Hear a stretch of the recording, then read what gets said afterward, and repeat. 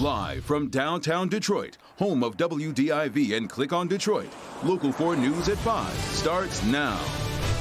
With COVID cases on the rise in all 50 states, experts put out new recommendations for anyone attending school or working in one. Canada sets a date for relaxing its border closure, but not everyone will be allowed to cross.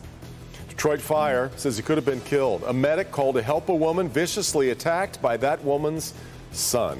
Good to have you with us for Local 4 News at 5 of this Monday. Exclusive details tonight on that attack on a Detroit EMS medic. That medic was trying to help a mother when her own son attacked that very same medic. Local 4 defender Sean Lay gets to the bottom of the attack, which Detroit Fire says could have killed one of their own. Tonight we are covering every angle of this, from what Detroit Fire has to say, what neighbors saw out here blocking off this intersection, and we even spoke to the mother the medic was trying to help. Everyone describing absolute chaos out here yesterday afternoon. Engine 34, code 1002. Code 1002. Engine 34, request my code 1000. That is the voice of a Detroit medic frantically calling for help, calling code 1002. An alert 911 dispatcher could hear the panic in his voice, quickly correcting the call to code 1000. For medics, that is the same as the call officer down for police. The defenders obtaining the crew's calls for help as they came under attack Sunday afternoon. Detroit EMS was called to a home on American Avenue on Detroit's west side. This woman says she was having chest pains and difficulty breathing. Medics were helping her in her bedroom when she says her 31-year-old son stormed in, demanding that medics update him. One medic reaching out, asking the son to calm down. Pushed him, and when he pushed him, then he doubled back and hit him. You've got us trying to help somebody and then being attacked. Not a good thing. I mean, he could have been seriously injured. The street was now full of first responders there to protect the medics. Neighbors couldn't get to their homes. When I got here, it was a whole bunch of mess. The man's brother got him outside, but he continued to rage. Jumped up and was like, man, what? So they end up in the street right there. So my oldest son grabbed and told stop, just let it go, stop. It's kind of inexcusable. I mean, here we are to help people, and being attacked, no, that's not the right thing.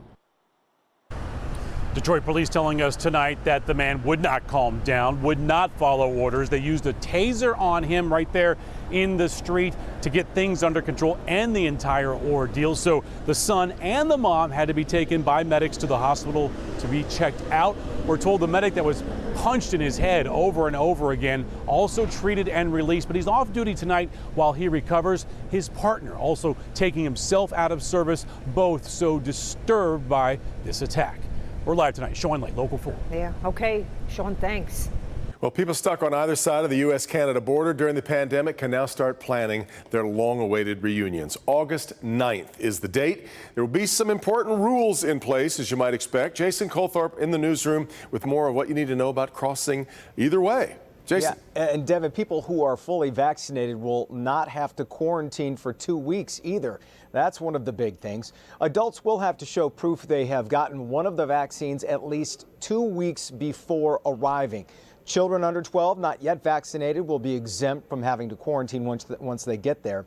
You do have to get a molecular COVID test or a PCR test 3 days before arriving. That's the test that's considered the most accurate in diagnosing an active infection. Canada will also allow fully vaccinated travelers from all countries to arrive without having to quarantine starting September 7th. To do all that, by the way, you use the portal ArriveCAN, C-A-N, to get all your information in there. Now, when it comes to international air travel, that's also expanding. Starting August 9th, 5 more airports will allow international flights. Currently, only 4 in Canada were allowing those to arrive. Kim, back to you. Okay, Jason, thank you. The state of Michigan will release updated COVID case numbers tomorrow, but Friday's update showed an average of 294 new cases over a 3-day period. That's up significantly from just a few weeks ago when new cases were averaging only about 100 per day. And on the heels of the CDC director calling the current situation a pandemic of the unvaccinated, national vaccine rates continue to stall out. Meanwhile, the Delta variant and new cases are doing anything but stalling. Dr. Frank McGeorge joins us with the latest. Doc? Yeah, COVID cases are now on the rise across the country, and with that rise, hospitalizations and deaths are also expected to make a sharp reversal of any progress that's been seen over the past few months. Meanwhile, to the experts, the solution remains the same: get more Americans vaccinated. Today, COVID cases are up across all 50 states. In a speech about the economy, President Biden urging holdouts to get vaccinated. Virtually all hospitalizations and deaths are occurring among unvaccinated Americans.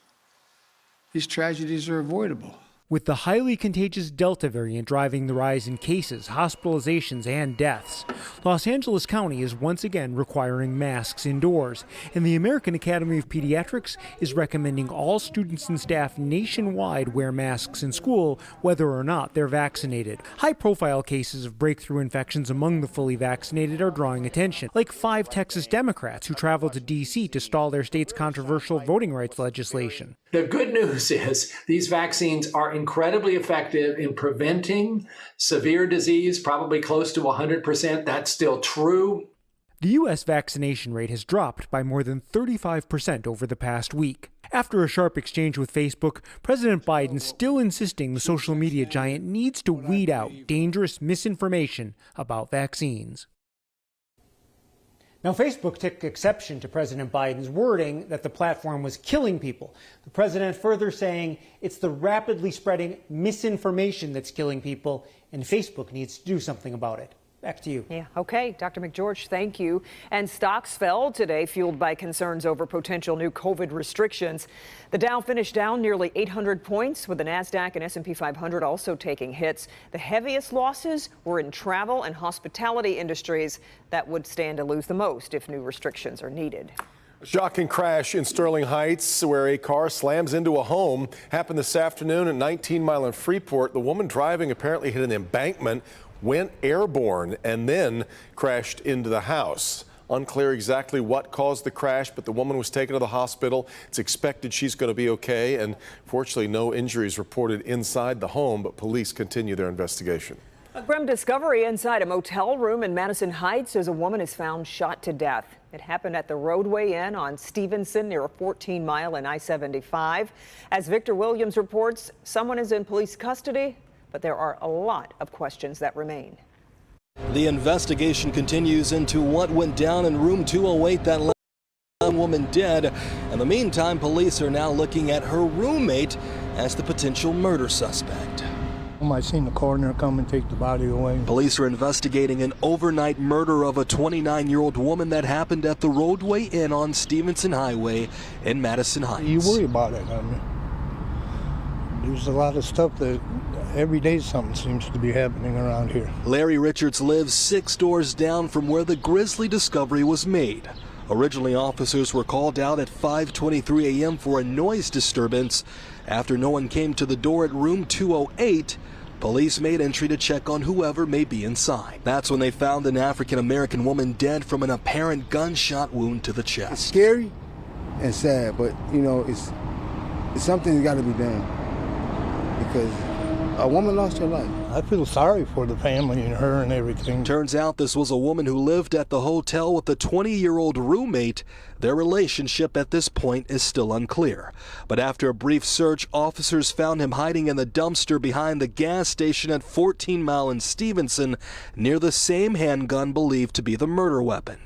Although it's a shock for many people who live in the area, Larry says it's not that far-fetched at all. You know, I'm not really surprised. I mean, there's a lot of stuff that seems to be happening around here.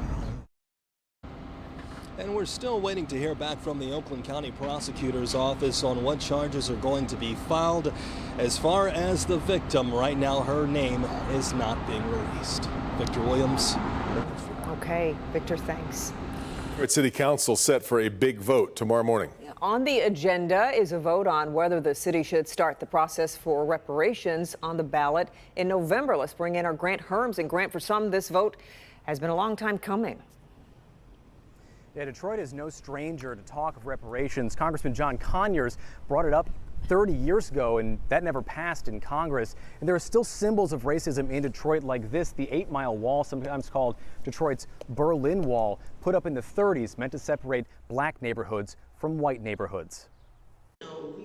Detroit City Council set to make a historic vote, putting the decision to the people of Detroit to start the process of reparations. There isn't like a dollar amount assigned. There's no land distribution happening. I know people get weary when they hear, oh, a reparations resolution passes. The vote would create a commission or task force to look at harm done to people of color and the cost of making that right. But it's more about the intangible for advocates like Lauren Hood, who also chairs the City Planning Committee but made clear to Local 4 she was speaking only for herself. I feel like reparations allows for some healing to occur. The vote will come just a few weeks after Detroit was named the most segregated city in America by a new national study. And as the movement for reparations is gaining new momentum, cities and states like Minnesota, Rhode Island, North Carolina, and California all have pending reparation proposals. And earlier this year, Evanston, Illinois, just 5 hours from Detroit and a black population the fifth the size, became the first city in the country